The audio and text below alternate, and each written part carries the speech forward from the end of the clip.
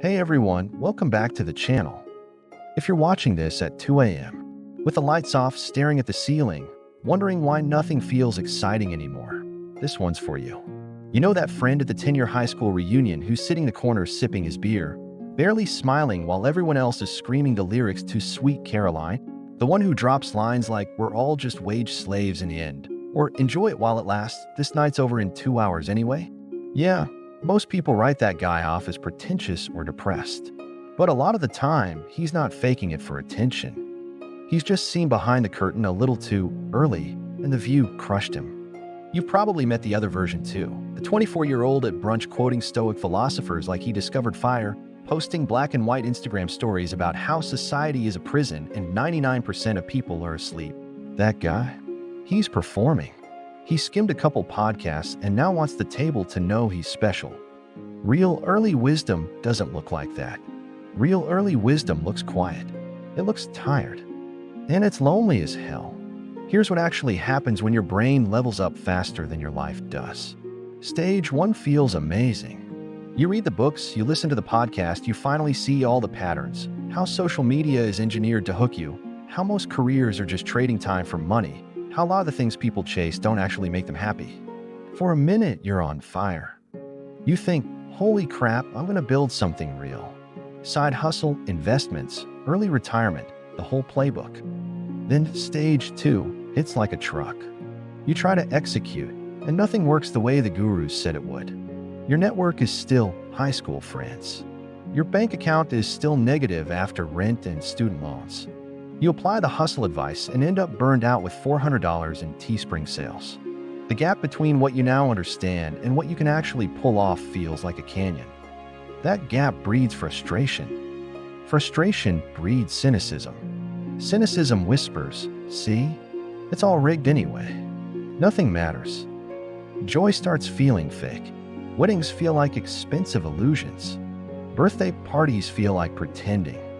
You scroll through everyone's vacation photos thinking, they'll be miserable again in 48 hours. You fall asleep spiraling about whether anything is actually worth doing. On the outside, you're still functional, cracking jokes at the office, showing up to fantasy football draft, helping your buddy move. But deep down, there's this quiet superiority. None of these people get it. That superiority becomes a moat. You don't let anyone close enough to see the emptiness because you're convinced they couldn't handle the truth anyway. That combo, existential burnout plus low-grade arrogance, is a one-way ticket to isolation and straight-up depression. If that's you right now, listen close. The Way Out is not another philosophy book. It's not debating nihilism on Reddit at 3 a.m. The Way Out is radical, almost embarrassing acceptance of being completely average for now. You have to make peace with the fact that you're not the main character of some grand hero's journey yet. You're just a regular person with rent, laundry, and a 401k that barely moves. And that's okay. The antidote is tiny, boring, undeniable action. Not action to fix your worldview. Action to remind your nervous system that you still have agency. We're talking 5 push-ups when you roll out of bed.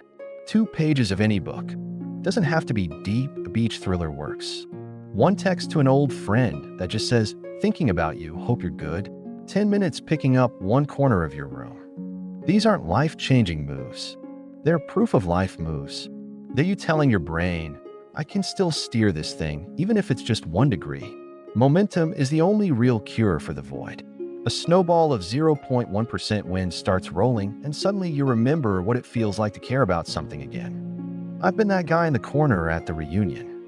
I've had nights where the weight of what's the point felt physical. And I crawled out the same way, I'm telling you to, by doing the smallest possible thing the next morning, then the next, then the next.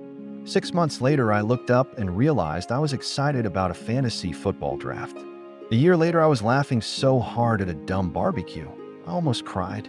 2 years later, I was building something I actually believed in.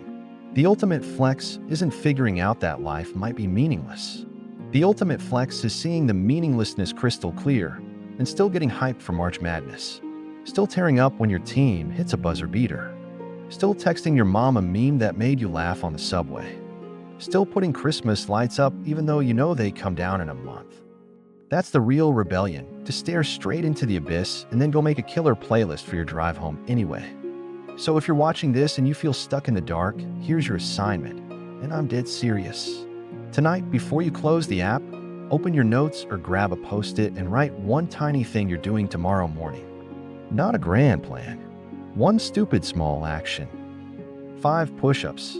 Open a book for 2 minutes. Drink a full glass of water before coffee. Text one person, no reason, just wanted to say hi. Then do it.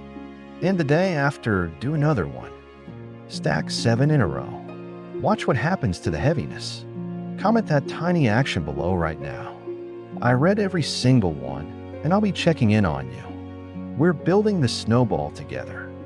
If this video hit you in the chest, drop a like so it reaches more people stuck in the same spot. Subscribe and hit the bell, because every week we talk about the real stuff. Mental health, purpose, getting unstuck, no fluff, no fake positivity. You're not broken. You just leveled up too fast and crashed. The ground is still here. Tiny steps still work. Joy is still allowed. I'll see you in the comments. And I'll see you tomorrow for your 5 push-ups. You got this.